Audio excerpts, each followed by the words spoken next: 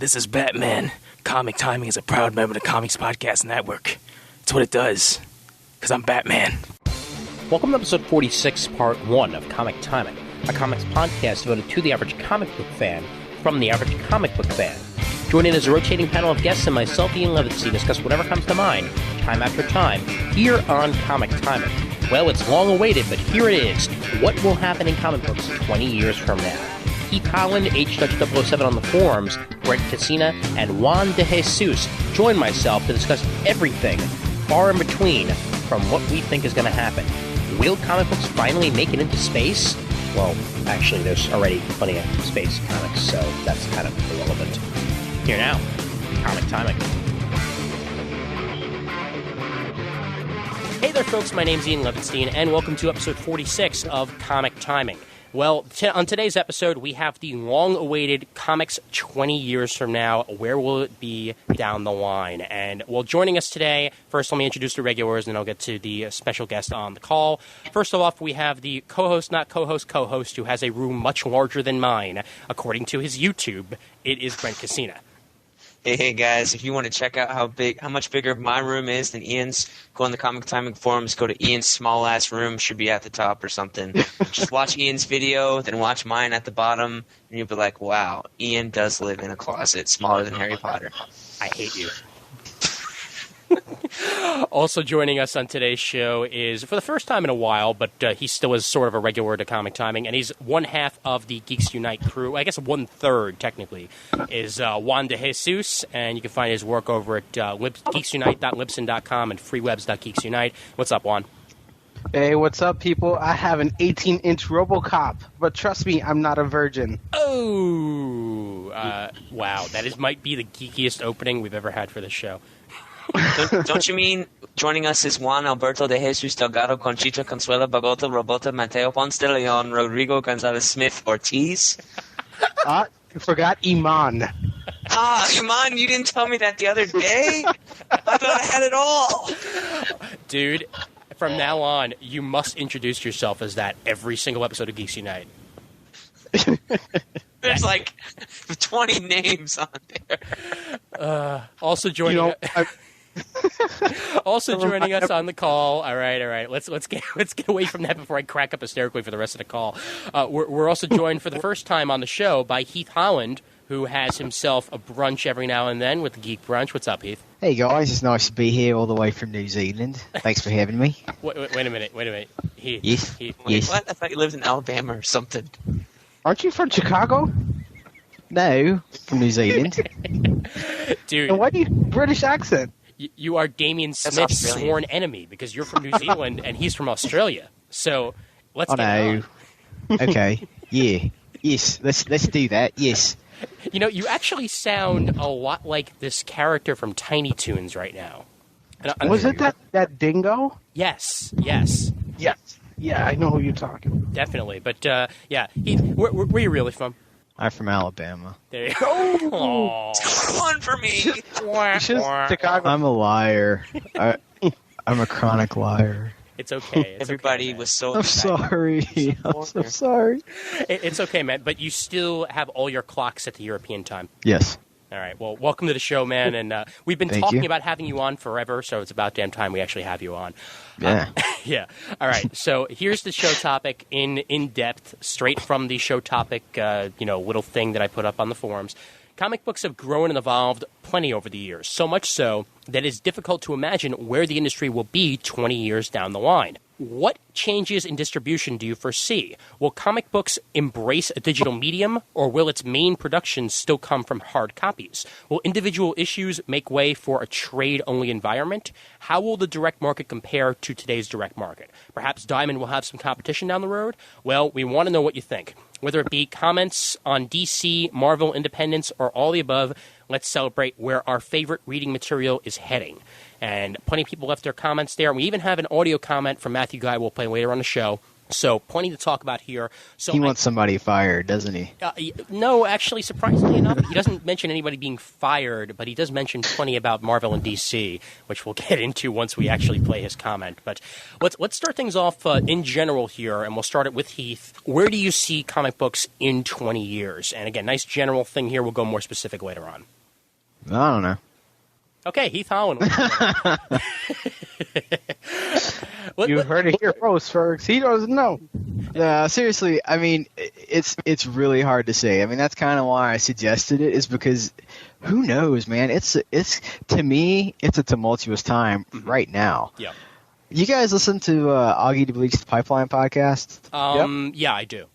Okay, on today's episode, he would, today, or it might have been yesterday, the whole deal about the Superman, All-Star Superman Confidential, being delayed came out, and, like, people are pissed off about this stuff. Okay, comics are kind of like a niche thing as it is right now. You get, like 300,000 sales a month if things are good. Those are Civil War pretty much numbers. Well, if you're pissing off your fans like this, and you've got them cursing the distribution and cursing, Dan DiDio and all these things, and that's your hardcore fan base, where is that going to put you down the line 5, 10 years, 20 years if you don't get the fans behind you now? How are you going to grow the medium? It seems like more and more people are leaving it, and we hear this is a great time for comics, but man, I don't know. I'm not really seeing that. I'm kind of seeing that people are getting tired of all these events and crossovers and stuff, and I'm kind of worried about our medium. Honestly, I think that maybe in 20 years it might be a graphic novel only environment. Mm-hmm. I don't know that we're ever going to lose paper, because I think it's really important to some people to just have paper. Sure. But I think things are going to be a lot different. A lot different.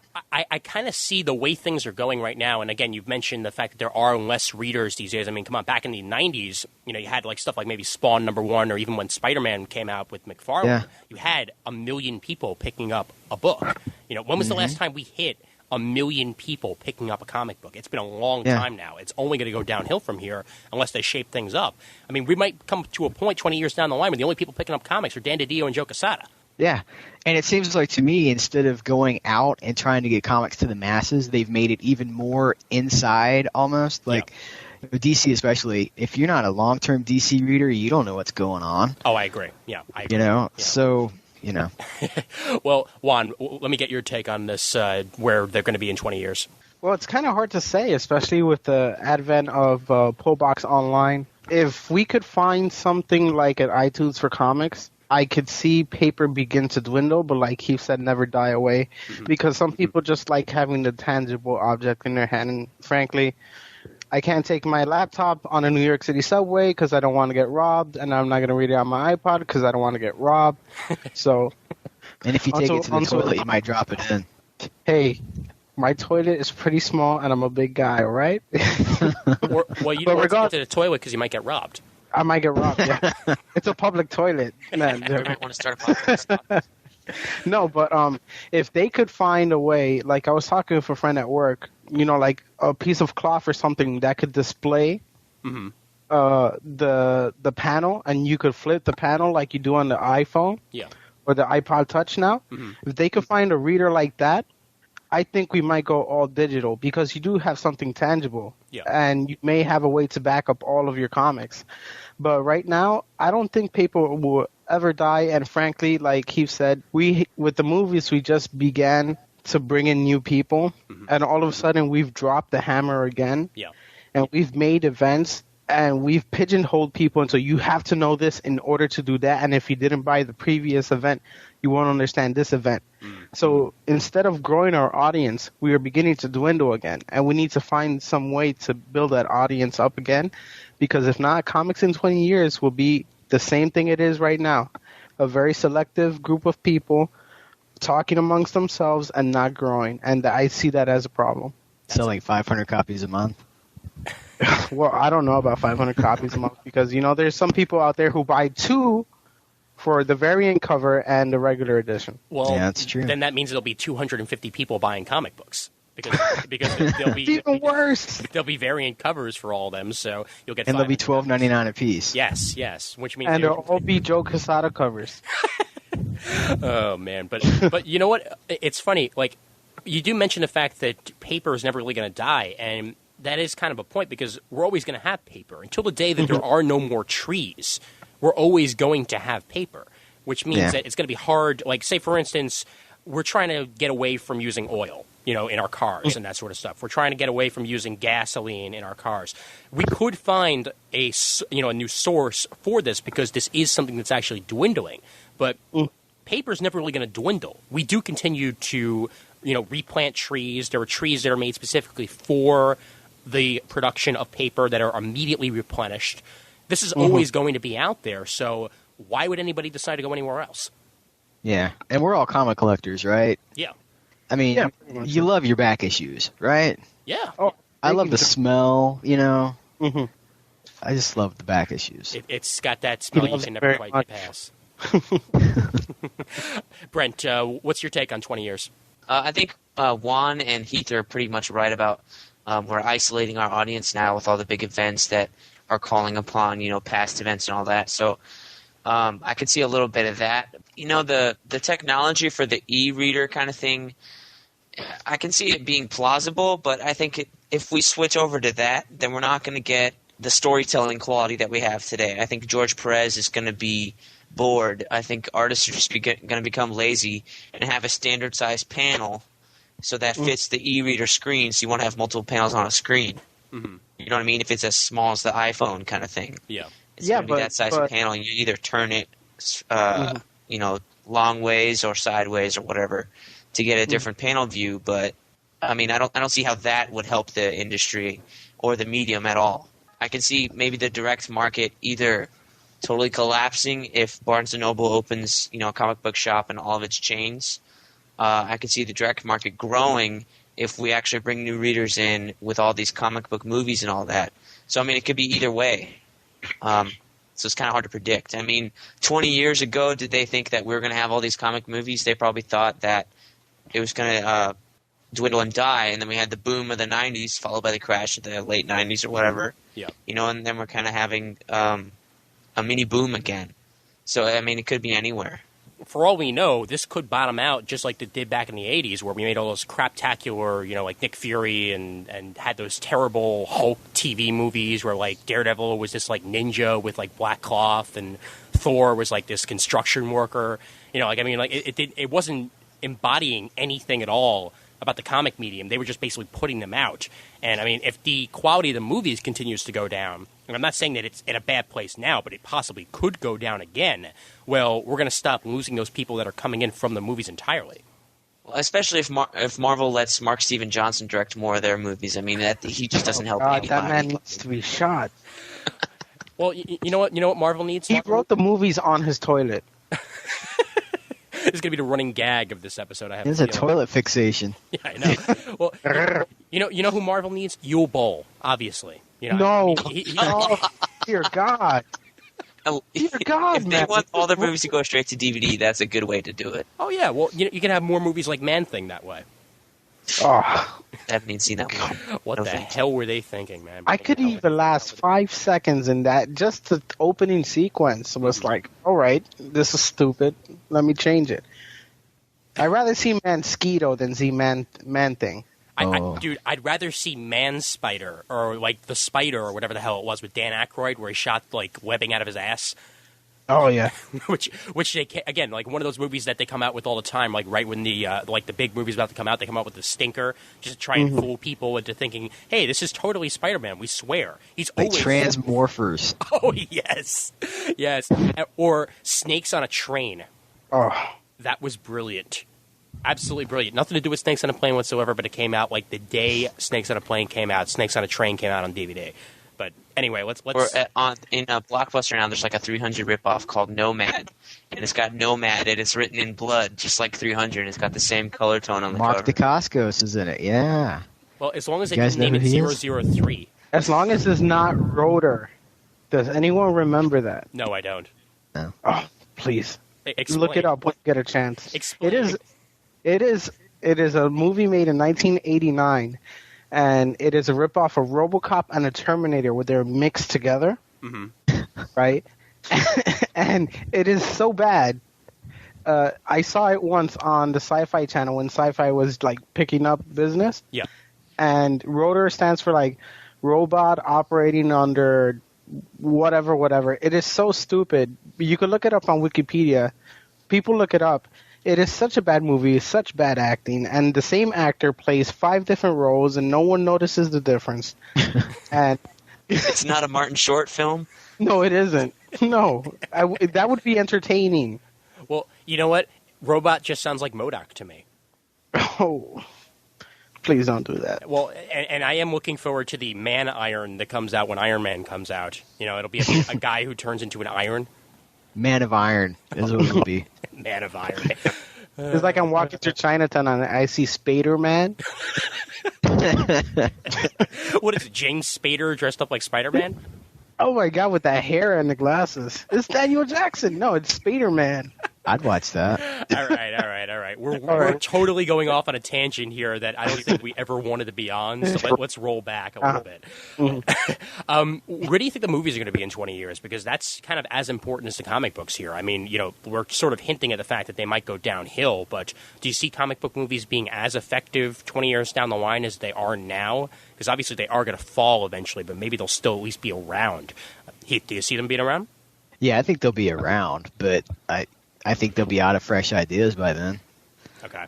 Like so by then they'll probably have gone all the way to like the Malibu properties and like all back again. Yeah, well, I mean, you know, you can only do so many properties. You know, you've got the big ones out of the way. You've got Watchmen coming out. They've done V for Vendetta. What is it going to be after that? You know, are you going to be doing another Howard the Duck? Or not that there's anything wrong with Howard the Duck. I'm just saying, Duck sex. You're gonna start scraping the bottom of the barrel for movie ideas. You can only go to the same well so many times. So we're gonna have Crisis on Infinite Earths, the miniseries, and then we're gonna have an Infinite Crisis movie. All I'm saying is like just look start at doing event comics. Yeah. All I'm saying is like look at Superman 1, look at Superman 2, then look at 3, and look at 4. And then look at Batman 1, Batman 2, then Batman Forever, and Batman and Robin. Those movies didn't happen. Yeah. I close my eyes whenever they're repeated on TBS for 3 straight days. Well, they're not called Batman and Robin. It's called Batman and Nip. Nicole Kidman, you're like a statue. My parents are dead. Sorry. I never do. That's sort of a reference that ends up on every single episode of Comic Timing, whether we want it to or not. Eventually, somebody says, "My parents are dead."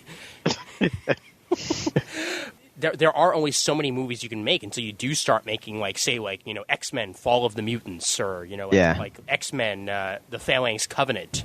You know, they're going to run out of things to do eventually. I mean, sure, they can create their own straight-to-movie adaptations, which they have done. I mean, because obviously, like, the X-Men movies aren't really based on any particular Marvel property, except for the third one with the Phoenix Saga. Yeah, I mean, like, they are going to have to go more original, I guess, for those stories. Kilowog and Chip will have their own road picture, be like the new buddy cop. Oh, that'd be awesome. I'd see that. Lethal Green Lantern weapon is what it'll be. Lethal Ring. Yeah, Lethal Ring. That's good. Yeah. You know, in 20 years, they'll be doing a remake of Batman Begins. Mm-hmm. Or, like, you know, and they'll have, like, Eli Roth or somebody doing it. You know, because they're remaking everything now, so they'll probably still be doing that then. They probably won't even wait that long. They won't wait 20 years. They'll just... Well, they didn't remake Superman. They just kind of sucked the stick. Oh. I'm not afraid to say it. I'm not afraid to say it. Batman Begins was a good reboot. That if the DC movies continue on the road that Chris Nolan has it, you know, taking the property seriously while honoring its roots. If DC remains with that, unlike Marvel, who is just like, here, put it out, right? If DC takes this time to look at what the character is, the foundation of the characters, and stories that people will enjoy, stories that are entertaining, that give you everything you need to know about the character, then the movies will be successful. And that's where I think DC slightly has the edge over Marvel. Marvel has the quantity out there. But Daredevil, Elektra, Ghost Rider, and let me not say Nick Fury, Agent of S.H.I.E.L.D. starring the Hoff, are not exactly Academy Award winners. Yes, but it did have the Hoff. It did have the Hoff, you know, and the Germans loved it. Yes. One path that I do want to go down here, it took them less than 10 years to remake Batman. It took Marvel 3 years to remake Hulk. These seem to be movies that can be made over and over again and done in different styles. I mean, Brent, how long do you see it taking until they start remaking movies that have already been huge here? Like, say, would you expect there to be like a Spider-Man remake about 10 years down the line? Maybe in 15. I mean, they're going to have to do something like that because, I don't think Tobey Maguire is going to want to do it for another 10 years. He can't. Obviously, he's going to get old. Sure. So whenever they have to recast it the second time, if he doesn't come back for 4, I think they'll probably redo it or something. They'll get a guy 2099 or something. Yeah, they'll get a guy that looks like Tobey Maguire, and they'll have Bryan Singer direct it, and it'll basically be like he went away for a while, and now he's come back, and Mary Jane's married somebody. Spider-Man went swinging in the Amazon for 5 years, and then he came back. Yeah, and he's got a little spider kid that he doesn't know about at first. Well, his name is going to be Moby Maguire, obviously. Yeah. Oh, that's Jake Gyllenhaal. Oh, there we go. Oh. Hey, well, for all we know, they could be heading there for 4. That's been the rumor since like Spider-Man 2 that Jake Gyllenhaal was going to take over. I'd be fine with that. I'd be okay with that too. I mean, he looks the part. Shia LaBeouf. Ooh, man. He could do the quips. But I cast him as Tim Drake in the Batman movies. That'll work. You don't think so? No. I think that'll work. I think that'll work perfectly. I think that he would work really well. I don't see them really bringing Robin into the movies, though. No, not in this universe. Not in the Nolanverse. So. Yeah, until they go. And I coined that. I'm the first to say that. So, copyright on Nolanverse. Yeah. I mean, if the Wachowski brothers, or excuse me, the Wachowskis. No, Wachowskis. I can't call them Wachowski brothers anymore, but if the Wachowskis decide to remake Batman, say, 10 years down the line, there will be Robin in it, and probably be Jason Todd, not, Tim Drake. I could sort of see them going along those lines. But yeah, with the current Nolan films, not going to happen, definitely. Let's actually switch back to the comics, and let's talk a little bit about distribution. We were talking about paper. Now that everybody has broadband, it's pretty damn easy to bring up high-quality images onto a computer. Do you see, like, webcomics evolving into full comic books? I mean, we do have occasional ones out there. Marvel and DC have their online comic books they have now, and I know DC is actually making an entire line of webcomics now. But, I mean, where do you see webcomic books going? I mean, do you see them becoming more like regular comic books, or do you see them continuing to be like the 2 or 3 panel strips that webcomics are now? We'll start with you, Juan.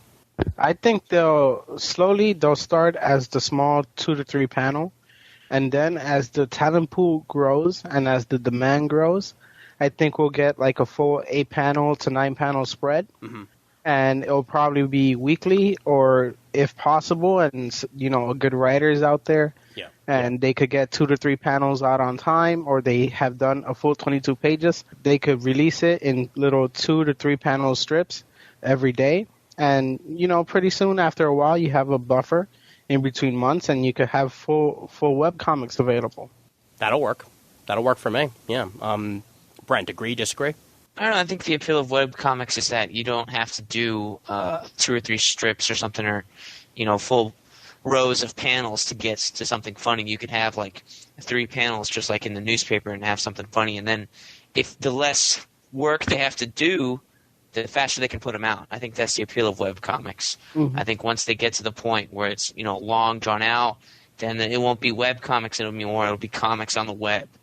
So it won't be the same. So I can see them staying in the same area that they're at. Yeah, well, I mean, do you see comics on the web perhaps replacing web comics somewhere down the line? I could maybe replace them, but I still think we're going to have comics in paper. And as long as we have comics on paper, we're going to have web comics. Okay. As 2 separate entities. Okay, cool. That works for me. Heath, what about you when web comics? Yeah, I completely agree with Brent. I think that the appeal of the webcomic is that it's not something you have to go out and distribute, make. You don't have to make an actual comic. It's something you could just, throw up 3 panels or 5 panels, or you could do a web comic every day if you wanted to. It's supposed to be easy to get to the people. I think that's why they do it. So I don't know. I think that I don't ever see them becoming comic size, or what are we talking, 32 pages, 22 pages? Or, something like that, yeah. Yeah, I don't really see that happening, because I think the appeal of the webcomic is just short, sweet, in and out. Yeah, well, I just read actually the first volume of the Penny Arcade collected that's the first year, I guess, of Penny actually first 2 years of Penny Arcade collected into one volume. And it's funny because I learned that the artist of Penny Arcade to this day, he tried using a Wacom tablet to draw the comic book and decided that it's still easier for him to draw it on paper first, scan it in, and then color it. I find that kind of interesting because, it seems like no matter how much computers are becoming the current medium, people still use paper even for webcomics. Mm-hmm. It's then scanned in and then they do their thing to it. So, I mean, even there's still a bit of like regular comic book in webcomic today, and I have a feeling that's probably going to continue as time goes on. Yeah. Let's actually go to the pricing a little bit. I guess we could talk both web and in our hands, mostly in our hands, though. Yeah, it's skyrocketed already. All right, we have comic books that come out today that are quote unquote oversized translation. They add 10 pages and they put it out for $3.99. It's already to the point where you can buy 10 comic books and spend $25. And I mean, to me, that's not cost effective. Unless we go into some sort of inflation, it's not really going to make any sense for people to spend that much money every single time when they go to the comic shop. And it's probably going to come a point where people are going to have to either, put up or shut up and just go entirely to the DCBS route or, just buy less comic books. Where do you see pricing going for comic books? Do you see it going up any farther than, say, another $1 or so? Or do you see it pretty much just sticking around at $2.99, $3.99 where it is now? I think they're certainly going to go up. I mean, as time goes on, we're going to have a certain amount of inflation. So obviously the price is going to rise there. But I think with the general trend with, I think it was last year, 2 years ago, DC upped their books from like $250 to $299. Yeah. And then, 52 was $250, and now Countdown's $299. I think it's just going to go up, until the point where they start losing money because people aren't ordering anymore because they cost too damn much. And when you start losing money by raising the price of something, then you've done something wrong. Mm-hmm. So I think we're going to go up to that point, and then they're going to start lowering the price maybe back to what it was, or back to a point where they figure that people will come back and order the same amount of books, and they'll regain their profits. So you're saying you think they'll raise them until people won't pay it anymore? Pretty much. Yeah. I mean, once it gets to like it's already half of $5 for a comic book, more than half. Mm-hmm. So if it goes to $5, obviously John Mayall's going to stop because he buys a lot of books. And I mean, at DCBS and stuff, their price there is going to be more than what it used to be. Mm-hmm. You know what I mean? But at the same time, with the inflation rates and all that, maybe you'll be able to afford a $5 comic book. I know, because inflation will go up and you'll be able to get paid more, even though things cost more at the same time. Mm-hmm. I know exactly what we have. It just depends. I got the solution. Destroy the euro. Let's bomb Europe. Destroy the market that has become the strength of the European Union. That's the only reason why a dollar is worth anything. No, but seriously, America.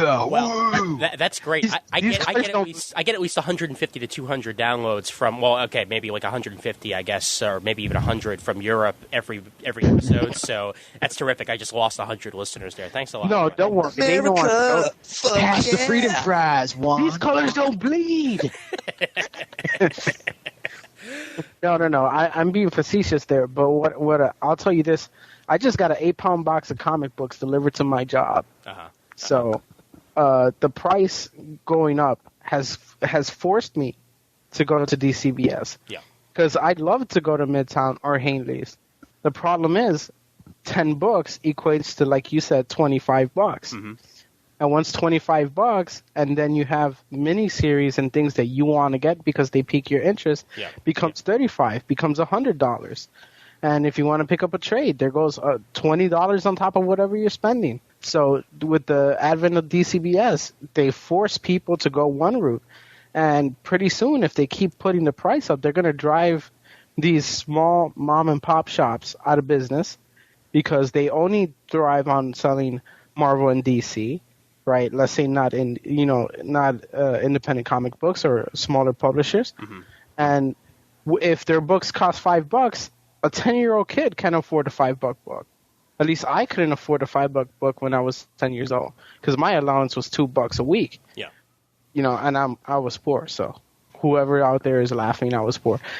even now, that the cost of 10 comic books a week, which is less than what I would buy if I would go to Midtown, it's pretty cheap. It's not cheap, it's more than an hour of work for me, and I don't want to work 3 or 4 hours to pay for comic books. Comic books are something that should be accessible, and that's also why the population isn't growing, because the price keeps going up, and pretty soon people just can't collect. Yeah. And they're not going to get a return. They're not, a $5 book isn't going to sell for $6. Yeah. Because that's how much you buy the back issue for. You buy the back issue for almost 75 cents more than what you pay. Mm-hmm. Yeah. Right? Yeah. You're not going to get that return when you sell it back. You're not going to get that return on eBay unless the issue is worth something or is rare to get. So $5 comic books will probably kill the comic book, not completely, because there are still people who are going to pay for it. But it's going to deal a really big blow to the comic book world.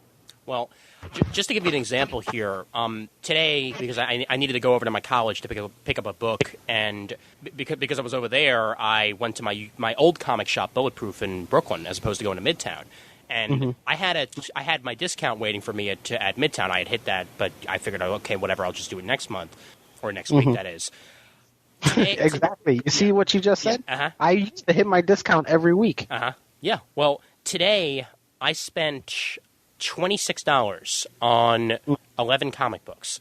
And that was only because I had a 20% discount and still do at Bulletproof. They give me a 20% discount on my books. Had I not chosen to get the 20%, I would have spent about $34, $35. Yeah. Which That's a lot of week. That's a lot of money per week. That is a lot of money per week. And what Brent and Heath don't know is that for Midtown to get once you hit your limit is $100. Yeah. Once you hit $100, they'll take $20 off of your order. Yeah. Mm-hmm. So Wait, if explain that. Okay. You have to spend $100. Yeah. And once you hit $100, they'll take $20 off. A week, $100 a week or a month? No. It doesn't matter. It doesn't matter how much time. The minute that you spend $100, you get $20 on the house. Oh, okay. Oh, okay. So if you're spending $100, you get $20 off. You're still spending $80. Yeah. Is this in addition to your discount, or is that your discount? There is no discount. That is the discount I've been That talking is a about. discount. Yeah, the comic shop I went to over the summer in Orlando has something similar. For every $10 you spend, you get a punch on a punch card with 10 slots. So like you get $100, you get 15. Yeah. The only downside is they don't log it in a system for you. If I spend $35 a week and I hand in my punch card, I don't get 4 stamps. They don't round up. I get 3 stamps. A couple weeks I spent $39. I only got 3 stamps. Uh-huh.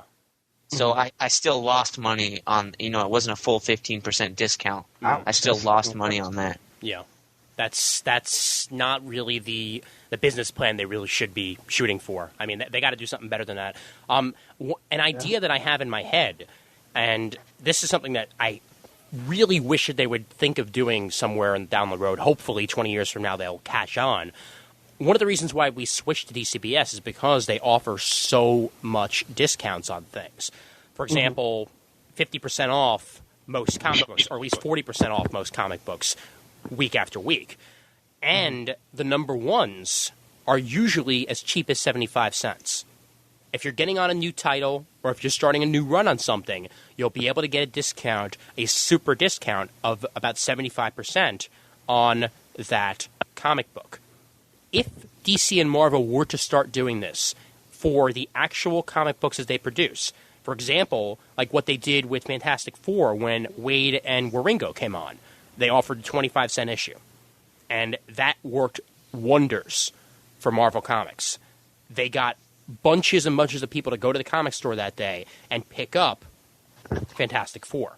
If they were to do this on a regular basis for number ones or for at least just issues they want people to read, I guarantee you they will make as much money as they would if they were to charge full price. And it would work out great for them.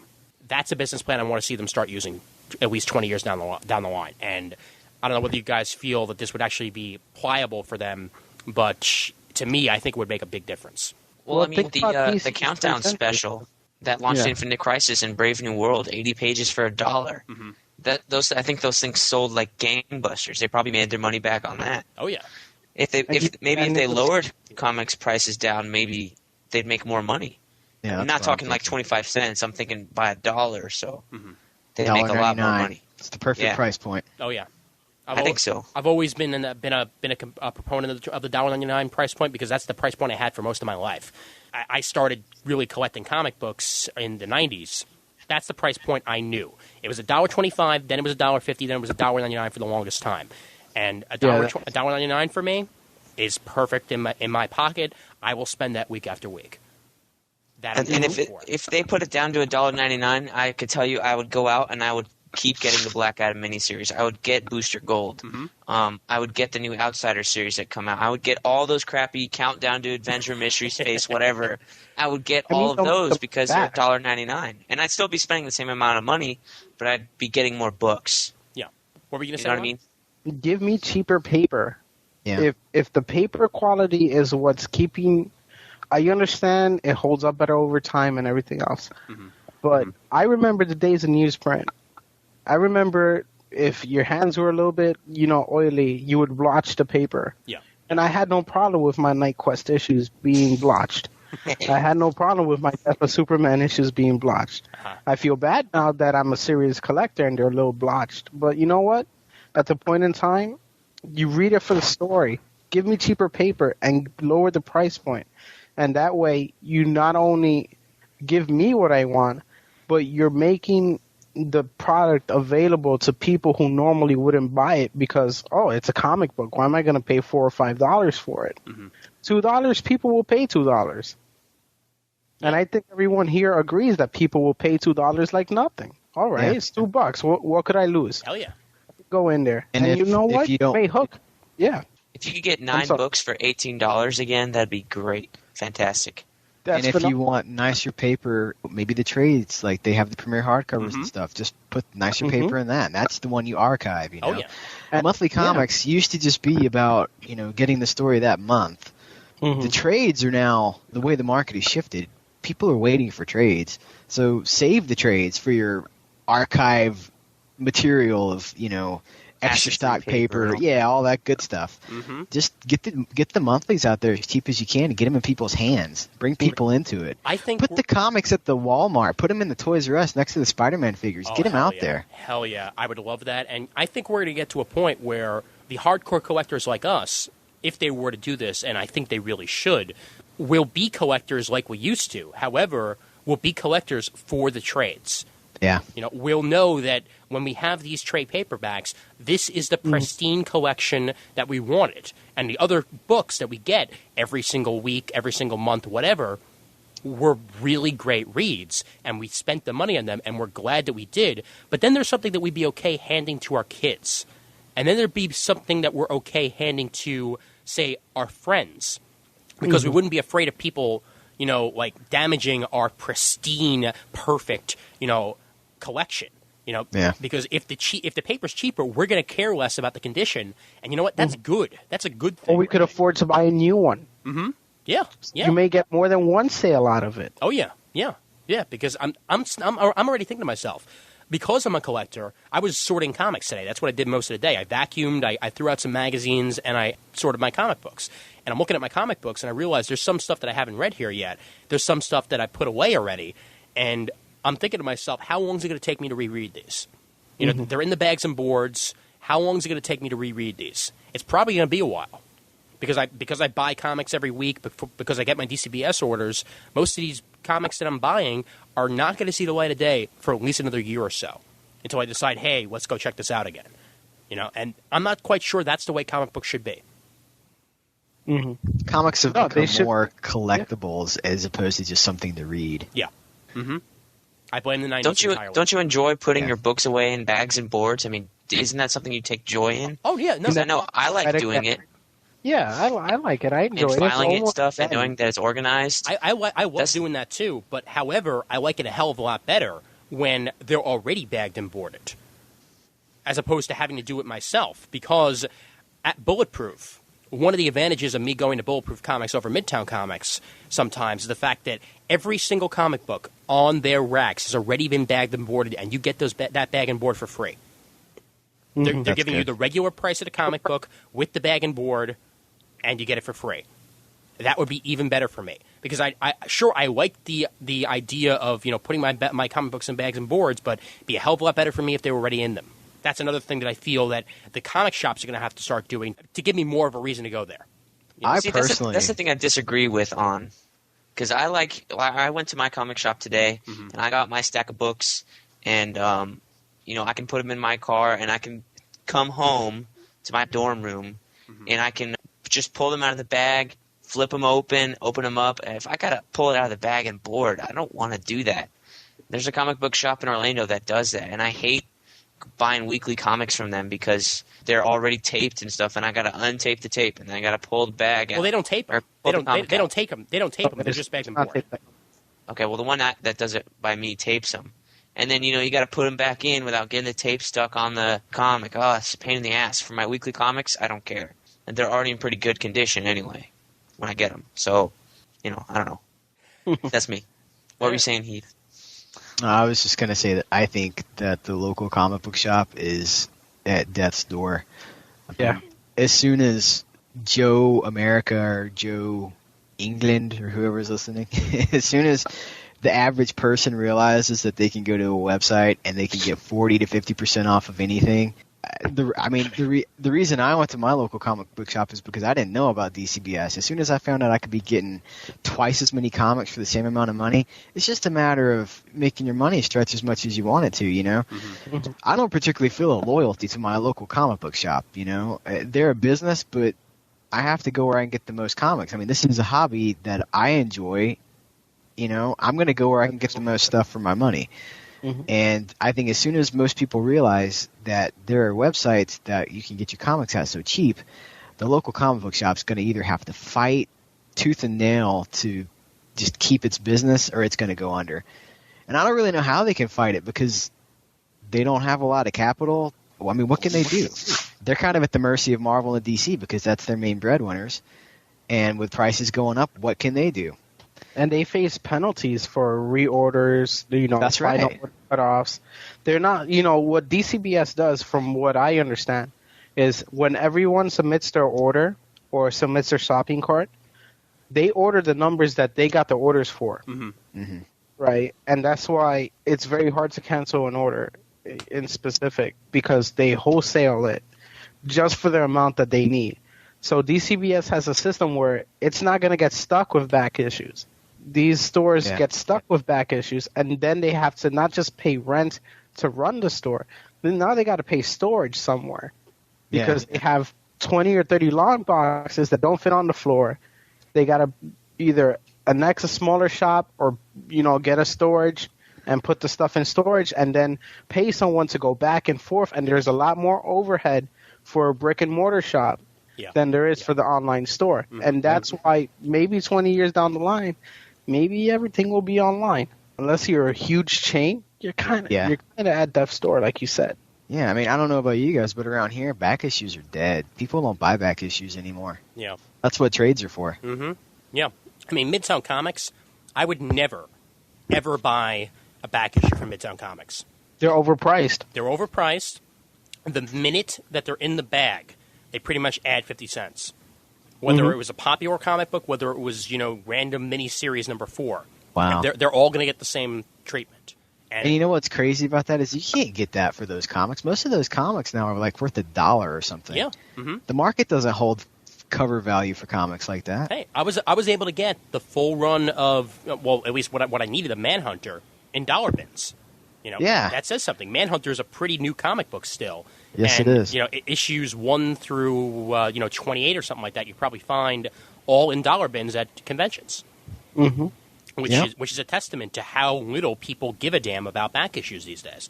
Yeah. There's a reason why a lot of record shops have gone out of business. That's because Amazon.com happened. Amazon.com gave people a reason to not go to the store for their CDs. Then iTunes came around and gave people a brand new place to get their music where they didn't even have to buy discs. They could just go ahead and download songs to play on their MP3 player, on their computer, whatever.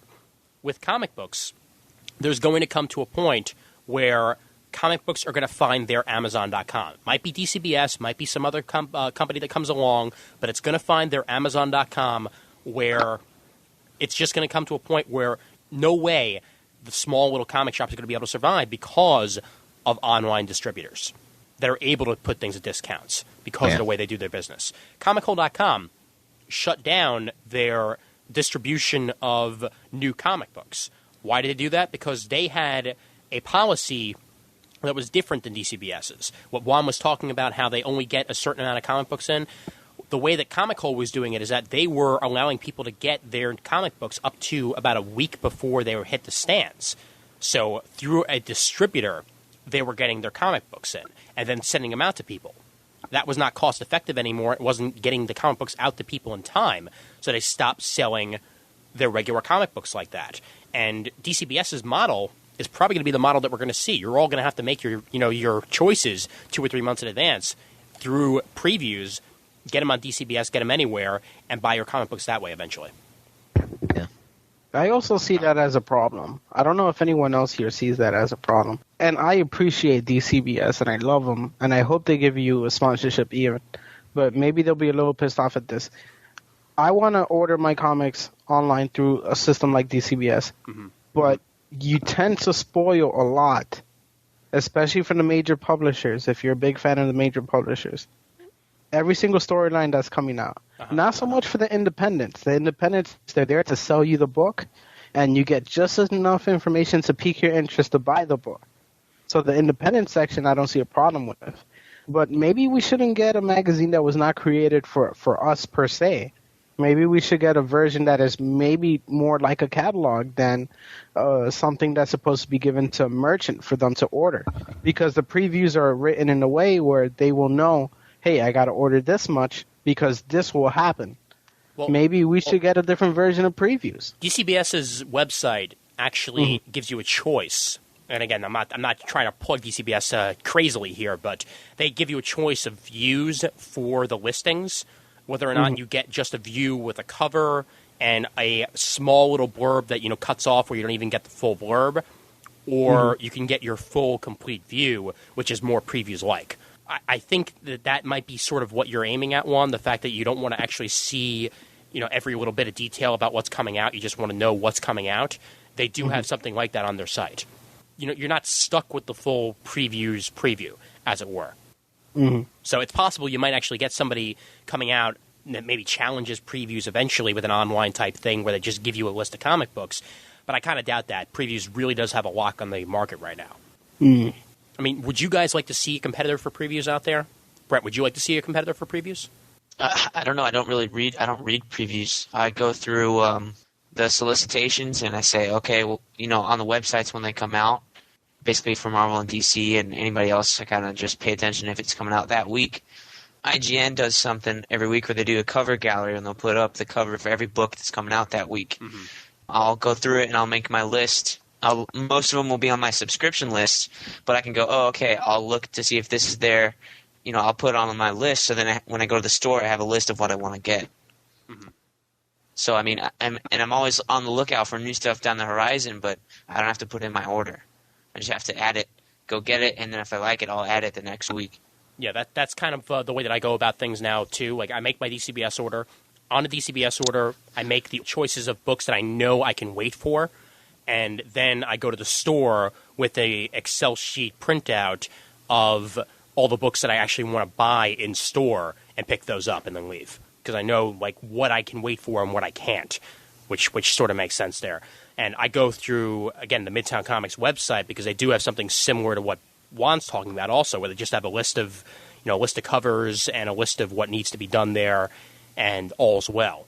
But Heath, do you think there would ever be a previews competitor out there, or does previews get the job done?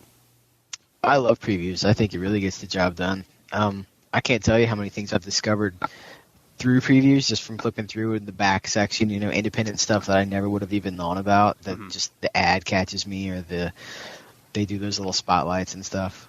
I love previews. I mean, they do it for me, so I don't really see the need for anything else. Okay. And I don't really think they spoil anything if you like if it's something I know I'm going to read, like if I'm going through and I see like, Invincible or something like that, I'm not going to read the blurb because I know that I'm going to get it. So I just keep on going. Mm-hmm. Okay. Well, Marvel has their own previews type thing now, right? Which is separate from previews.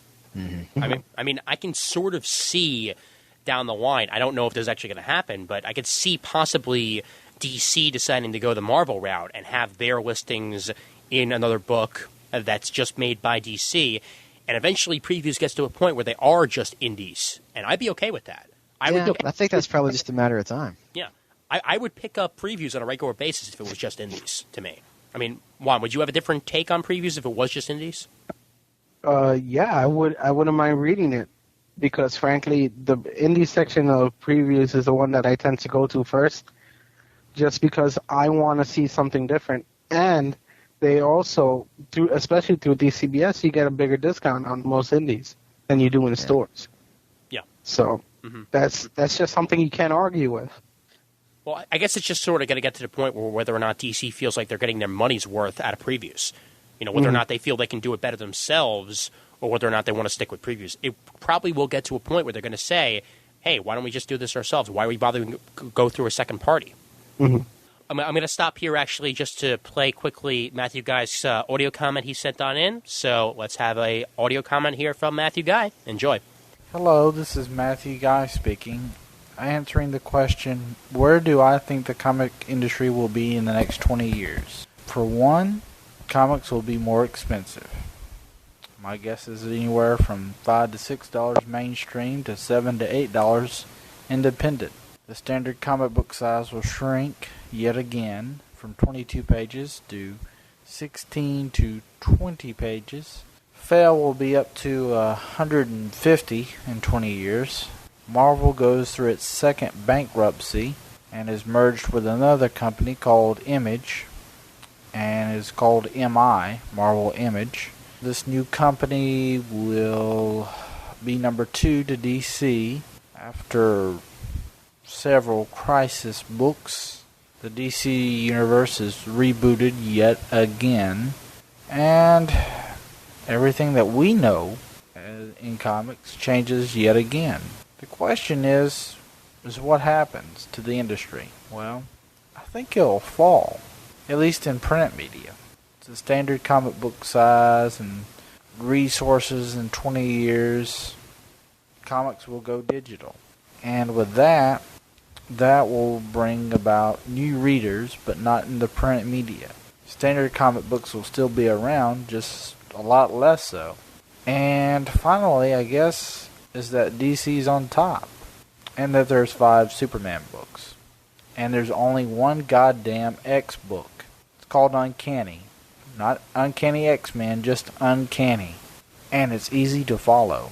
Well, that's my guess. That's my hope, anyway. Well, only time will tell. Thanks. Hope you enjoyed this. Matthew Guy signing off. All right, so some interesting thoughts there from Matthew. Let's actually touch a little bit on that before we get back into the flow of the episode. He did mention that, actually, an interesting thing about Marvel and Image combining into one company. I mean, it's not something I really thought of, but is that anything that you guys could see happening down the road? I mean, obviously, a lot of the guys who are in Image now were in Marvel years ago, so it certainly would be a homecoming for them. But I'm not quite sure if Marvel would really get into enough financial troubles where that would happen. I hope not. I hope not, too. But, I mean, do you see this being a benefit for either of the companies, Heath? No, I don't. Image is creator-owned. Image is basically just a distribution center now for these indie guys to get their stories out there, Yeah. Like all these, it's their passion projects. And if Marvel came in and took over, I don't know what that would do to it. Ooh. Yeah. Think about it. Well, I mean, they've been doing well with the Icon line. And, I mean, that's mostly creator-owned. There's only 2, right? They got 3, I think. Is there 3? Powers Okay. and Criminal. What's the third one? Well, there's Criminal... Kabuki. Kabuki's under the Icon That doesn't count. That never comes out. Oh, come on. I mean, it comes out eventually. And also, Oh, damn! Wasn't there something else that was recently started on there? But I could be thinking. It's Straczynski's new project that never got out. Oh, Icon's a vanity label for their top tier guys. Let me kiss Bendis and Brubaker because they're writing most of our books label. Yeah, hey guys, sign another 5-year exclusive. Here, you can have an Icon book. Really? Awesomeness. Yeah.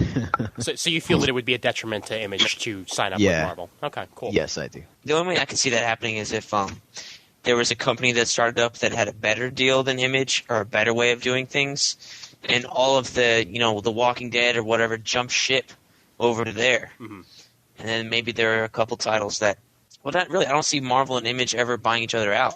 Yeah. Because Marvel can't really buy the Image titles. Spawn does not belong to Image. Yeah. Savage Dragon doesn't. Yeah. I So- mean, those are all creator owned. Yeah. I can see Image dying, but going with Marvel, not really. I kind of don't see it coming to that point. I mean, Image Comics, they've made enough of a name for themselves where there are going to continue to be a flow of people to Image Comics for years to come. As for Marvel, I mean, it was one thing when Marvel bought up Malibu, but that was a different story. I was about to bring that up, yeah. Yeah, I mean, that was... Look how that turned out. Yeah, it turned out terribly for Malibu because Marvel decided, hey, let's bring them into the Marvel fold. Yeah. I'm afraid that would happen with Image books. Like, for example, I don't want to see Noble Causes. Okay, good. Yeah, all right. So And isn't it Jamie, what's his name? Farber, James Farber? Jay Farber. James Farber. Jay Faber or something, yeah. Jay Faber. Yeah, there we go. Yeah. It was on the tip of my tongue. There we go. Okay, so... That's in the Image... Image still has an Image verse? Sort of. I mean, they do have their characters cross over from time to time, but they seem to sort of reset things every 5 or 6 years and then hope that the Imageverse can get restarted, but it doesn't really work. I think that the characters are just too far apart for them to try to integrate them the way Marvel or DC would. Yeah, I agree. They try it. It's just like Vertigo. Vertigo can never be integrated just because each specific title specifically takes place on their own version of Earth. Yeah. And for that matter, people, please stop asking that question at conventions. Okay? I do not want to see the Vertigo universe as a 52nd Earth or something like that. All right? It can't just because Why the Last Man cannot take place with Swamp Thing or Constantine. Exactly. Maybe you could argue Constantine and Swamp Thing, right? Mm-hmm. But not Why the Last Man. Not Fables. It just can't happen. Oh, come on. You could have the vampire Batman show up and scalped. That'd be awesome, though, wouldn't it? That'd be awesome. Who's that Indian dude that's currently in Batman now? What's he called? Ravenclaw or something? Little Raven. Uh-huh. Yeah. Mm-hmm. What I don't like about Vertigo, though, is that they keep taking DC characters. Madame Xanadu has a Vertigo series coming out. Mm-hmm. Why? I thought she was a DC character. Does that mean she's going to be untouchable? No, they have to. No, she came out on Countdown, so. Yeah. Well, it just means it's extreme.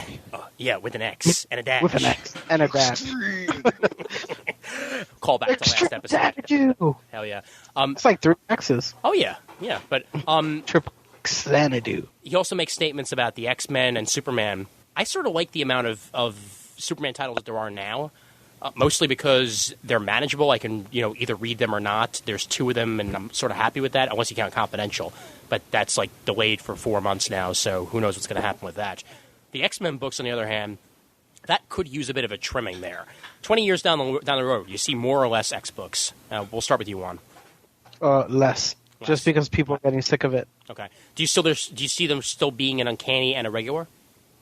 Yeah, they'll be adjectiveless and Uncanny. But no new X-Men. Okay. Unless Scotty Young pulls that title out of the trash. X Factor, yes or no? X Factor, I could see surviving at least until Peter David gets forced off the book, and then someone will get on the book and just bring it back to what it was in the early 90s, which I wouldn't mind, but after a while you run out of stories. Well, I mean, that brings up an interesting point, though. I mean, they just did with Amazing Spider-Man, the whole combining the different versions of the Spider-Man book into one title. Could they do that? That's what I was just going to say. Yeah, could they do that with X-Men? I guess, Brent, let me hear your take on it then. I think if Spider-Man works out the way they want it to, then I could see them maybe not moving the X universe into one title like Matthew said, but maybe you could have Uncanny X-Men be the main X-Men book, and then X-Men or something. It could be the X universe where you could have the new X-Men, the X-Factor characters, the 198. You could do those rotating stories or something like that. Okay. That'd be their like the X universe book. So it'd be sort Excalibur could be in there, and they could all interact together. Okay. So you sort of be doing what they did with what they're doing with Spider-Man Family now. They have like the entire rest of the universe that aren't being brought up in the regular book. Sure. Okay, cool. Yeah, well, Heath, more Superman books or less, and more X-Men titles or less? Honestly, I don't know really about Superman books because I don't read them, so I can't really comment on that. But X-Men, I would like to see less. I can't honestly say that that's what's going to happen, though. Because in 20 years, Brian Michael Bendis will be editor-in-chief of Marvel. And he'll have, like, Mighty X-Men, Uncanny X-Men, the new X-Men. Yeah. The X-Men Extreme. The new Astonishing Awesome X-Men. Yeah. Yeah, actually, I can't believe it's not the X-Men. Dude, tell me how awesome it would be to have That's awesome X-Men. Awesome X-Men, all right? That's the one adjective they haven't gone for yet. Or the now you've given them the idea. The extraneous X-Men. Excusable X-Men. The irregardless X-Men. The irrevocable X-Men. All right, I'm going to stop myself here before I go off onto a total tangent on just X books that could happen. The unfathomable X-Men. Oh, yes. But if Bendis ends up editor-in-chief of Marvel, then Brian K. Vaughan better be editor-in-chief of DC. Yeah. That would be awesome. That would kick so much ass right there. Or Jeff Johns. Just as long as it's not Grant Morrison. Oh. So then they're all going to fall into the sun and come out on this weird NECA universe. Every character has a son. Every single one of them. And there's going to be an alien in every book. But it's not real. It's all in their mind because they're strung on peyote. And they'll get raped by tentacles. Because they're in an Indian spirit room, Indian spirit lodge or something. Sweat lodge, yeah. The final issue, you'll find out it's all been just something happening in a back room and scalped. Dude, the entire DC universe is happening inside of a John Mayall's comic book collection. No. Inside of Jason Aaron's head. No, they're all happening inside of a little snow globe. I think it's happening inside the mind of an autistic child. There you go. See, at least you knew the reference, Heath. That's good. I'm glad that at least one person on this panel knew what I was talking about. And that autistic child's name is Grant Morrison. Can you explain that? Explain. You point to okay. The TV show Saint Elsewhere. It was a I guess like a medical drama type thing. Well, the series ends. Spoilers! The series ends, and you find out that the entire Saint Elsewhere series was taking place in the mind of an autistic child. And he has this little snow globe with the Saint Elsewhere hospital in it that he's been looking in the entire time. Because autistic children love medical drama. Yeah. In fact, Grey's Anatomy is going to end the same way. But yeah, now you know, and knowing is half the battle. Moving on. Yo, G.I. Joe. I think Matthew did hit something on the head, though. When he talked about the price of comics, Marvel and DC. What did he say? $5 or something? Something like that, yeah. And then indies being $8. I think that's a little too high. I know they are more expensive, but you know what? With the inflation talk we were having before, I think that kind of fits in with what we're saying there. Well, and he also makes the comment that DC is going to be on top of Marvel. I'm not quite sure if that's going to be possible. With the fact that Marvel, the way their movies are coming out, there's no way. Well, however, if we are talking about 20 years down the line, you might have all of those movies coming out. It's a long time. I mean, who knows? I mean, they could all happen very, very quickly and change the scope of things. You never know. And you could have another Fantastic Four movie. Mm-hmm. Yeah, and have Galactus be in it. Only better. Much better. It'll be green this time. Really have Galactus. Instead of purple. Yeah, and Green Lantern movie will probably come out, and not with Jack Black, and it'll be awesome, I swear. Well, Jack Black will be Ganthet. Ooh. Well, how about this Justice League movie coming out? Just to touch on this for a minute here. Do you think this Justice League movie is going to do a lot for DC? I mean, probably. They have to eliminate Superman and Batman from the fold. But they aren't, from the looks of things. They have to. Just because those... If they want to see their movie franchise be successful... Mm-hmm. You have to keep those two universes separate from each other. Okay. For one simple reason. Listen to me. Okay. Right? Uh-huh. Is very, very... It's much more adult in comparison to what Bryan Singer put out. as opposed to Superman, right? Agreed. And if you try to put those two together, you have one very strong personality, a guy that doesn't say anything but could put out fire, and then you have all these other characters, and you don't have time to build enough characters anywhere else. They should really try to launch those movies first, and then try to incorporate it into one big movie. Okay. That I'll agree with. I think it could. I think it could work if they left Batman out of it and had Brandon Routh Superman. They have to leave one of them out of it. Well, for me, I think again the rumors are that they have already signed Tom Welling to play Superman in Justice. That's what I've heard. And if that's the case, well, then you're bringing up a whole new can of worms there, because which Superman is canon now? The one that grew up in the Smallville U, or the one that returned recently? I think it's irrelevant as long as you have a good actor playing it. Okay. It'll take on whatever continuity the movie has. Well, that's fine, but again, from the looks of things, they're not going to have Christian Bale playing Batman in this movie, which, to me, who the hell else do you get? It's blasphemy. That's blasphemy, because he is Batman. Well, you know who you get? You get George Clooney, only you have somebody good directed. Because I still think to this day, and again, I could be lambasted for this, or people could say, hey, good point. If you've seen some of George Clooney's movies, he's a good actor. Yeah, he could play a serious Bruce Wayne Batman if the right director's on it and doesn't, destroy it. Yep. Schumacher! Yeah, but anyway, we've touched on that. Let's move on. Yeah, the price point. Yeah, the price point. Heath, you wanted to mention something on that? I just wanted to bring up that, did you guys know that now in the book market, if you go to a Borders or a Barnes & Noble, most Marvel books that are on the newsstand are now $3.99 for the same 22-page issue of Thor or New X-Men or whatever's out. It's now $3.99 in the book market, which is rape. You're not kidding. Jeez. Now, I think the first person that brought this up to me was John Mayo. Yeah. And if I remember correctly from what he said, it's that's because they're not getting their books from Diamond, if I remember correctly, because they are in the book market. And that's why they're getting their own things like newspaper stand things / stuff that happens in books are dealt with by a different company or something. Mm-hmm. And so that would explain why that's happening. It doesn't make any sense to me either. I feel like if they're going to start sectioning off the actual bookstores from the comic book stores, they're making a big mistake. Because bookstores are as important, probably more important to the growth of comic books than comic book stores. So if you were to charge more there for individual issues, what are you saying about the market? You're saying you do not want people to buy these individual issues. Well, that comes from the ability to return the books. Because the bookstores, after about 3 or 4 months, they have a bookseller, or at least when I worked at Barnes & Noble, you would take your gun and you would scan it, and it would have a U or a V. And you would return the book whole, or you return the book just as the cover for credit. So that's why they'll pay. They're not paying $3.99. They're paying about half of that, and they're making money as a profit. So whatever they sell, and they'll make that as a profit, and they could afford to lose the book by just sending the cover back for credit. Mm-hmm. So that's why the price point is higher in the bookstore. Well, listen to this then.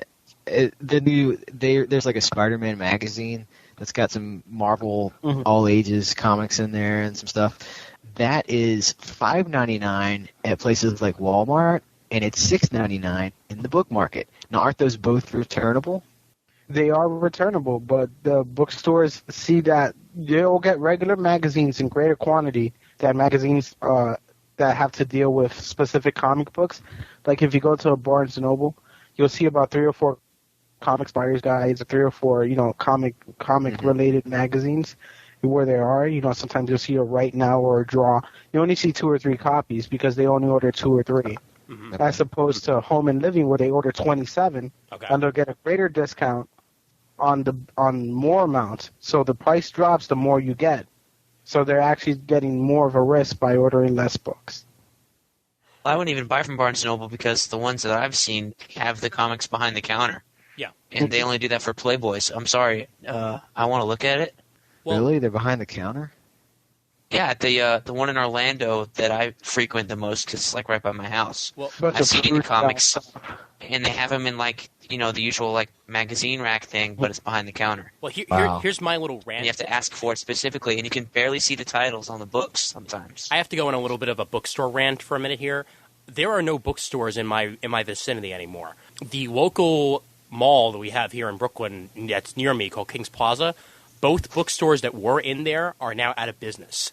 The Walden Books that was in there up to about 2 months ago used to have a little spinner rack, the old-fashioned Walden Book style spinner rack they usually have there with a whole bunch of comic books on it that were usually about a month or 2 months behind. But they were still there. I would say on a regular basis, I was the only one looking at them whenever I was in there. There were maybe 2 or 3 other people in there looking at them. And the trade paperback selection was abysmal. There would be plenty of manga, but no trade paperbacks, which is... Well, Walden Books isn't that great of a bookstore to begin with. Sure, yeah. It's a division of Borders. Yeah, it is. Yeah, and also so the fact they that... could have the stock. Oh, yeah, but also the fact that the Barnes & Nobles I've gone to haven't been much better. Well, come to the one in Lincoln Center, and you'll see a little bit of a difference. Okay. Because I helped build that comic section, and I wanted specifically to have it sectioned. JLA goes in one. Do it alphabetically, first by publisher, and then by title. Try to keep all the spines nice and neat, so that when people come, they'll go, "Hey, I got one. Let me get 2 to 3." What happens is most people to get out at 12 midnight or to get out at 9 o'clock, they'll start shoving shit onto the shelf, and they won't put it up, and people can't find 2 and they can't find 3, so they give it up. But the manga section has to be in order. It has to, just because of the uniform size, right?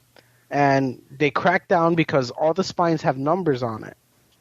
It's not like I'm looking at my wall of trades right now. Most of those trades don't have numbers on it. Yeah. There's specific storylines, and some of them have numbers on it. It makes it a little bit easier to find. Maybe if they number the trades in the future, right, and maybe a more uniform size. American trades, they range in size. Yeah. Big and small and hardcover and premier hardcover and absolute and omnibus and blah, blah, blah. I get it. You want to make more money. But maybe if we standardize the size a little bit, and standardize the spine, we could have that more uniform look that makes manga a little bit more accessible, because Naruto 2 has to be next to 3 and 4. Yeah. And it's not going to be next. Naruto 2 isn't going to be by Naruto 28. Well, it has to be between 1 and 3 and 4. My perfect example of what I feel like American trade paperbacks should look like, the Civil War trades. They had a uniform dress. Yeah. You could point them out from a crowd. You knew exactly what you were getting, when you were getting it. And they had a number on the back. And they had a number on the back, yeah. That's exactly what I want to see out of them. 52 trades also are really, really all excellent. Uniform. And you know when you're looking at the 52 trades. Mm-hmm. Yeah. And a lot of the trades out there, you can barely tell one from the other. And that's you could tell. You look at the Y the Last Man trades. Mm-hmm. Yeah. Same thing, Fables as well. Mm-hmm. Vertigo does a wonderful job with their trades. Because that's where Vertigo makes most of their money. Agreed, yeah. 20 years from now, Vertigo may be on top. Trades. Yeah, really? I think so. For one simple reason. Most of Vertigo's money doesn't come from the single issues. That's why you can't find single issues of Y the Last Man. Mm-hmm. Yeah, true. They only print so many. Yeah. But they print thousands and thousands upon thousands of trades. Right? Because they sell like hotcakes. I was talking to Brent the other day. Brent, what did you tell me about Y the Last Man and your girlfriend? Oh, yeah, I got her to read Y the Last Man. She read them all 9 trades in about a span of 2 weeks. Nice. And then we went to the comic store last week, and she was going, "Is this where the older issues are?" And she was looking for, like, the newer issues that would be in the 10th trade that'll probably come out in March or February. But she didn't want to get them because they didn't have the first issue. Like, I think the last trade ends at 54. They didn't have 55. They had 56, 57. That sucks. But what were you saying about the Fables trades? You said that you have trouble actually checking which one is what? I have trouble reading the spines on those trades because don't they do the wraparound cover thing? Yeah, they do. It's kind of hard to read. I know that James Jean puts out these awesome covers and stuff, but don't put it on the spine, or at least make it easier to read because it's like most of the time it's in like white text or something. Yeah, and I can't find it. And the numbers, I'm looking at them right now, and the numbers tend to blend in sometimes with the background. Mm-hmm. Yeah. It's not like the Walking Dead trade's another good example. They're all different colors. The but, Spawn collections that the Image started putting out, Spawn Collection 1 is like 8 issues, or it's 10 issues or something that says Spawn, big letters, bold red letters. 1. In that tone of voice? They actually have a guy standing there, like waiting for 2 people is, to show up he sleeps in Brent's caddy. Yeah. Spawn Collection 2 is 20 issues or something, and it goes Spawn, and then in green letters, and then a big green 2 against a black background. I really want a voice it's box. yellow. I want a voice And box on 3. these trades that goes Spawn Collection 3 says And it's the movie trailer guy. in green letters, and it has a big green It's 3 on it. In a world where a man was murdered in an alley. Alicia! Only one man can be called. No, his wife's name was Spawn. Wanda! Wanda. All right, but Rated MA. I think we get the point here. But one thing that I do have to say though is, do we think that there is going to be a resurgence of trades in bookstores? Because again, right now there's a hell of a lot more manga than there is trades. At the Barnes & Noble that I go to the most, which is over by I think it's on 45th and 7th, I think, or something along those lines, or maybe 5th, by my work. So that's basically the one that I go to. There's The one in City Core? No, the one on Rock Center. yeah, there. Yes. Yeah. I'm familiar. Yeah. That one has, I'd say, 2 shelves devoted to Marvel, DC, American. and Independent, and then 4 shelves devoted to manga. Shelves, are you talking levels or like... I'm talking complete shelves, like top, middle, bottom. At the store I used to work at, 2 shelves of American comics. Uh-huh. Right? Yeah. 4 bookcases of manga. Ooh. Ouch. Well, I was in Walden Books the other day, and you know how their like shelf system, they have like, I guess they have 3 in a column. Mm-hmm. So you had 1 column of American trades, and then they had like 3 columns of manga. Mm. And What I'm sure I think, there's a lot more American trades out there somewhere. Of course. I don't think they're as printed as much, because stuff goes out of print and you can't get it again. And then they don't keep anything old. It's all new stuff. Well, hey, perfect example is the fact that, again, this is retreading what I said on the San Diego Comic-Con wrap-up, but a hell of a lot of the comic shops had 50% off trades there, which certainly proves that there's a hell of a lot of trades that are out there that are being over-ordered by the comic shops, but from the looks of things, under-ordered by the bookstores. Yeah. Mm-hmm.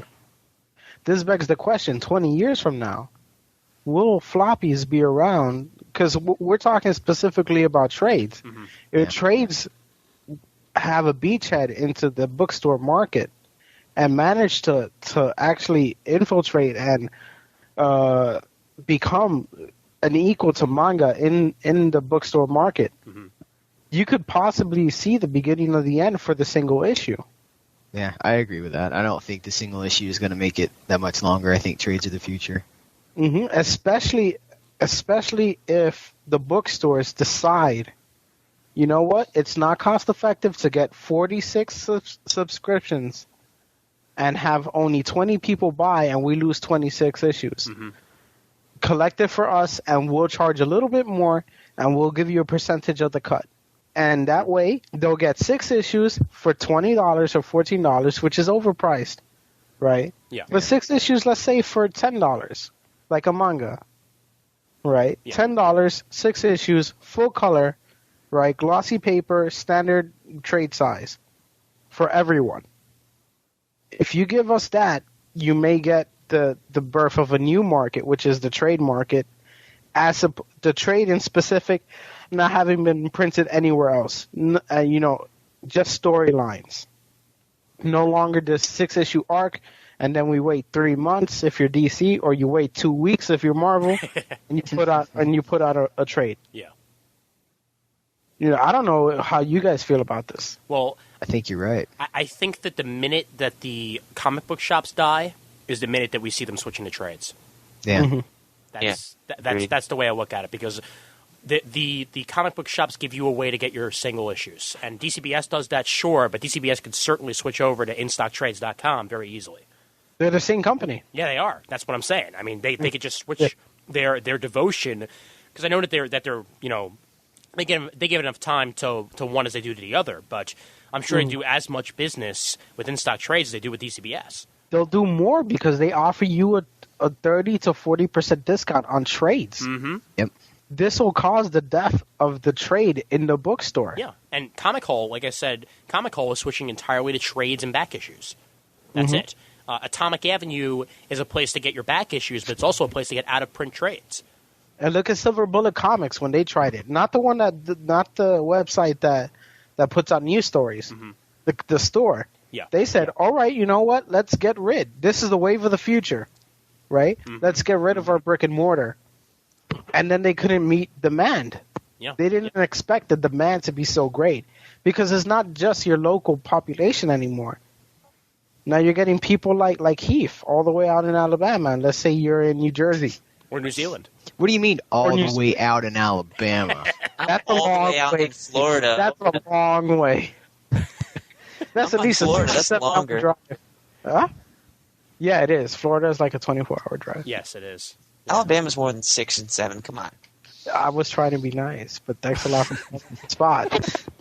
That's called blowing up my spot. Don't tell Brent anything. Us New Yorkers don't know how to drive anywhere but New York. It's the way it works. I mean, come on. We don't know how to be anywhere other than like the tri-state area, man. I mean, it's ridiculous. I'm going to Pennsylvania for CGS 300. That's the farthest I go. You know, It's a grid. It's a grid, baby. East and west and north and south. North is down uptown. South is downtown. East is east and west is west. That's how I get around. Mm-hmm. Yeah. Don't take I-27 to Route 73 and then switch over to Route 49, okay? Then you're going to hang a right. No, I don't understand what you just said to me. Yeah. Have fun getting the CGS 300 one. It's going to be fun seeing you follow those directions. You know what? I got GPS, bitch. Damn straight. Damn skippy. There we go. Regardless, back. Brent, are you in Orlando? I'm in Gainesville. Gainesville? Okay. Now, with the digital distribution that we talked about, how about Diamond? Is Diamond going to get competition within the next 20 years? Right now, it's a solo. There are even rumors that as soon as this weekend with Baltimore Comic Con, that they're going to be announcing competition for Diamond, specifically for the indie crowd. But what will happen with Diamond distribution in the next few years? Do you see them being the only one, or do you see them being more than just that? Brent, we'll start with you. I can see them being the only one for maybe a good long time. I mean, it's the way it's been forever, and since I've started buying comics and stuff, and I can see it keep on going until somebody comes up with a better system and convinces retailers to leave. Mm-hmm. I mean, you have to really convince retailers to leave and go to a different system and offer them things that Diamond doesn't. I mean, Diamond is, improving the way they work because of the feedback, and they're afraid that somebody will start up and offer something that they don't, Mm-hmm. So I think it's going to take a lot of time and effort for anybody to steal it away from Diamond. Well, they're very selective, though, Diamond. I mean, they'll only go with, say an independent comic that sells a specific amount, and then the other ones are sort of stuck in the wind, even though they could possibly sell more if Diamond pimped them, but they don't. Yeah. I mean that's an issue which I think is probably going to be filled by another smaller distribution company that deals specifically with the indies that get snubbed by Diamond. That makes sense to me. I mean, Heath, do you see somebody coming along to perhaps fill the gap that Diamond misses? No, but I don't see Diamond lasting that much longer either, to be honest with you. I think we've been talking about the comic market, the direct market or whatever, the local, let's say the local comic shop dying. I think when the local comic shop dies, Diamond's going to be, Yeah, they don't have a population to serve anymore. I mean, here's where I honestly see things going. I see the local comic shop dying, and if the local comic shop dies, I think the direct market's going to die. And if the direct market's going to die, then you're not going to be able to get monthly issues. And if you can't get monthly issues, then you don't go to Diamond. Everything's going to go to trade, and those trades are going to be in your Borders and your Barnes & Nobles and stuff like that. Mm-hmm. That's where I see Diamond. 20 years from now, you probably won't need Diamond because you'll just be able to get it from, maybe somebody like Random House. I mean, what if one of these big book companies started, Penguin Books, I don't know, what if they started buying some of the distribution rights to some of these trades or something, or partnered up with Marvel to distribute their stuff? Get it in the book market, maybe that would be the solution to the problems we're talking about. And you don't see a lot of older trades. Well, if they had more dollar behind them and you couldn't get monthly issues, trades would be everywhere. Mm-hmm. Does that make well, sense? you already see that happening with DC and Harcourt Brace, the company that puts out Fun Home. Yeah. Has already signed a contract with DC. So DC already has an inlet into the bookstore market in another way, because if you look at Fun Home, it's in the graphic novel and it's in biography, just like Persepolis. There you go. Persepolis is in graphic novels and in biography. Yeah.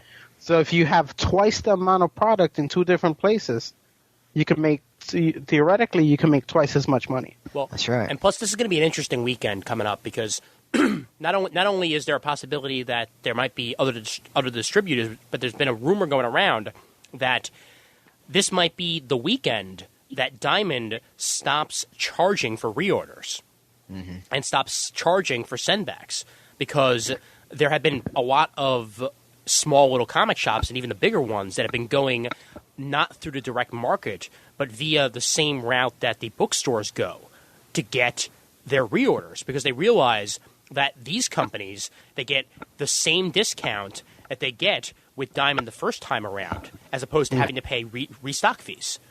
And that's something that Diamond does not offer right now. But they might very well be going that route to save people going elsewhere as soon as, like a couple days from now. We're going to have to wait and see what ends up happening with them, because they might find a way to save themselves a little bit. So this be like the day the Berlin Wall came down? Pretty much. The Berlin Wall of Marvel Comics will come falling down, and DC Comics and all that. And Sergey just walked out. and you'll see the ghost of presidents past screaming, "Tear down that wall," for the second time. Yeah, they'll be selling rejection letters from Diamond like they were pieces of the Berlin Wall on eBay for $50. Oh yeah. This is history, you guys. We're living history. Hell yeah, bitches. Hell yeah. And the funny thing is, we're the only people who care about it. I mean, I'm throwing that out there because comics mean a lot to us, and we know the ins and outs of comics very well. But what other hobby do you know where fans are so rabid about distributors? We're a very small niche. We are a very small niche, and I'm afraid we're becoming too small. We need to focus now. Yeah, what we need to focus now, and in the future, in 20 years, we need to have a bigger selection of people. I hate to say it, but comics, I read them as a kid, and I'm reading them now, but I don't see that many kids reading them. Right. We're the last generation because of Diamond. Yeah. I tried to give away my comics at the summer camp, and I mean, I got them all away, I think, but I mean, sometimes I had some trouble. Yeah. Well, I mean, I've been saying for episodes and episodes now that, we do have to find a way to get those younger kids involved, because we don't want to see this medium die with us. I mean, that would totally suck, I'm 23 years old. I want to have, an idea that, when I'm 23 years older, when I'm 40 years older, that I'll be able to pass on my comics to my, to kids, and have them be able to then go into the stores and buy comic books, whether it be in trade, whether it be in singles. That's not even the point now. I want there to be something down the road, because I've spent so much time on this. I want people to be able to, have something to enjoy as much as I've enjoyed. Did you guys know that kids these days don't even know that Spider-Man and the X-Men and Batman are based on comic books? Yeah. They think they're cartoon characters. Mm-hmm. I was talking to my little nephew. He came over and saw all my toys and stuff, and he was like, "Oh, you got Spider-Man." I was like, "Yeah, do you like to read Spider-Man?" He's like, "Read? What are you talking about?" I was like, the comic books." He's like, "Spider-Man's in comic books?" I was like, "Yeah, you didn't know that?" He's like, "Nah, I thought he was just on TV and in the movie and stuff." So, I mean, who's failing that job? Who's not getting that message out there that these characters are based on comic books? And that's what I wanted to say, and I've said this before, and I think Ian has heard me, or I think Brent heard me. with the death of Saturday morning cartoons, right now there's only one company out there that's putting out Saturday morning cartoons. That's Kids WB, right? Yeah. Right. With the death of the Saturday morning cartoon was the death of shows like Batman the Animated Series, The New Adventures of Batman and Robin, The Adventures of Superman, The New Adventures of Batman, whatever, The World's Finest. Yeah. Mm-hmm. And the death of cartoons like Ghostbusters and G.I. Joe and everything else. Those are the things, and even you knew they were based on comic books because the movie told you it was based on the comic book. But that's only for a very attentive child. Once you have these children there and they're sitting down in front of TV, put out an ad. If you like this story, come visit the Johnny DC section of your local comic shop. Yeah. Yeah. Put it in front of the movie. Yeah. Yeah. Oh, I've been adamant on the fact that they should have comic books to hand out to people when they leave these frickin' movies. Totally. And make it a 3-page story by Ed McGuinness with whatever. Yeah. Make it the stupidest story ever. How about a free comic book day type thing where they have an entire issue there for people? Well, yeah, because the free comic book day is great, but you got to go to the comic shop to get it. Yeah. And kids aren't going to go to the comic fans shop. know about it. Mm-hmm. Yeah. Yeah. Hey, I mean, we're servicing ourselves. We're not servicing a new population. Yeah, do free comic book day at Borders. yeah, hell yeah. But, I mean, hey, I was lucky enough to see that, Bulletproof Comics, what I've mentioned a couple times on the show, and I've mentioned this once before on the show, that they have a small little booth area that they can set up at my local movie theater, the UA Movie Theater in Sheepshead Bay. Every time a big movie comes out, they're there selling trades. That's freaking awesome. But that's good. That's not anywhere else, really. Well, here's the flip side to that coin. Here's the devil's advocate side. If you're making millions of dollars on video games and licensing for lunchboxes and movies, do you care if your comic books are only selling 300,000 copies? Is that even important to you anymore? I think you have to, because if the comic book and the core of the character isn't there, the license will be worthless. Yeah. But if the license takes on a life of its own, like it did for, let's say, Wolverine, the movie Wolverine, which is different from the comic Wolverine, and everyone here knows that. The movie Wolverine has a life of its own. It has its own history that people know as the movie Wolverine history. It's not the Logan from the comic books. Mm-hmm. If that license takes on a life of its own, it's no longer the core of the character. But only people who are ingrained in the culture of comics like us know that it's a different character and that it's lost its value. Yeah. We need to find a way to ingrain upon a new population. And I keep saying this, and I keep going back to it because we keep discussing about 20 years from now. 20 years from now, we need a population to service. How do we do that? We have to find a way to grow. And it has to be a grassroots effort. And unfortunately, with a totalitarian like Diamond, out there, that dictates what goes where, when you could reorder or anything, at least until this weekend, right? When you have a company that's that big, you face the problem of being able to proliferate the medium. And unless you have inlets into TV and regular live action programming like Heroes, DC just got the license to Heroes. Say you're selling the comic. Yeah. You have the rights to the comic. Say you're selling it, right? Run an ad, a trailer like you did for Planet Hulk, like Marvel's doing on the website, like CGS has on the forum site. Run it in front of Heroes or during Heroes. Yeah. Well, that's a good point because during Heroes they're like during the commercial breaks they'd say go online to see the Heroes online graphic novel or something like that. And now that DC's got it, they can say yeah. Well, hey, I mean, how about the fact that they showed Spider-Man 3 footage during Heroes? Yeah. I mean, exactly. Cross-pollination. Yeah. Yeah. I mean, they need to do that in order to survive. Every company does. Specifically, comic books need to cross-pollinate because we don't want to get to a point where we're the old guys sitting in the movie theater for Wolverine 4 going, I remember when he was in every comic book in Marvel Comics. And the guy turns to me and goes, what's a comic book? He was in the New Avengers before there were the new Avengers. I remember when his costume was brown. I remember when people were superheroes. What? Yeah. And then somebody would say, wait a minute, he had a costume? Yeah. You know, It wasn't just You mean t-shirt the and leather jeans. jacket? I would take remember when Spider-Man went through a period of 2 costumes in a span of 10 months. No, but if we go back to what Matthew was saying and what we've said, the price of the comic, the content, the population it serves, and the possible format of the comic all play into what comics will be 20 years from now. And we have to take into consideration the way these are going to evolve in order to prognosticate correctly. And right now, everything's changing so much. People want to do original graphic novels. People want to only do a 64-page comic and charge you $8 for it. Yeah. I understand. We have to find a way to do something in order to control these, because these are just indicators of where the market is going to go and where comics will be 20 years from now. And So we could we want- speculate what we want. We want cheaper paper, cheaper prices, wider distribution through bookstores. We don't want Diamond to have a monopoly on the business anymore.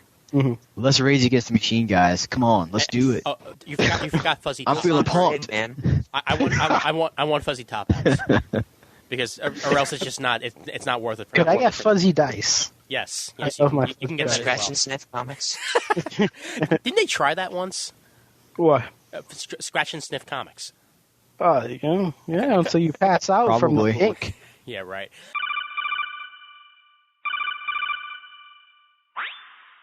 Okay, at this point in the podcast, I'm going to stop things right where they are, as we are approaching about an hour and a half here, and it's a 3-hour podcast, and I kind of want to shy away from releasing 3-hour long ones like this, as I want as many people as possible to be able to listen to these episodes, and, well, obviously, when they're longer, that's harder to do. So, part 1 here is done. Part 2 will be released next week with the next hour and a half or so of conversation on what will happen 20 years in the future. I want to thank Heath Holland for joining us once again. You can find his stuff over at the Geek Brunch Podcast, which is all released on the Comic Book Noise site at comicbooknoise.com. And I thank Derek Coward for hosting everybody over at comicbooknoise.com. In fact, he just got a new edition of former Comic Timing host David Price, Man of 1,000 Podcasts. He's got Marvel Noise coming up for the Deliberate Noise Network. Definitely give that a listen once it's out. And obviously Brent and Juan, thanks as always for joining me here. Once again, we got part 2 coming next week, and about 2 days after that, we're going to have a live from CGS 300 episode of Comic Timing, and that one is going to be released entirely unedited live from the room, because we are lucky enough to have wireless in the room, and I want to release it straight from there, so you'll be able to capture the feel of finally having all 3 of us in the exact same room. How awesome is that? And probably be a couple others, more than just Juan, Raph, and myself. All depends on who's around that night, I guess. So there you have it. There's part 1 of episode 46, and from there, expect the relationships episode eventually, and we'll have a crossover with Geeks Unite. Also, other than the CGS 300 one, whole bunch of stuff up in the pipeline, so enjoy it. The email address for Comic Timing is comictiming@gmail.com.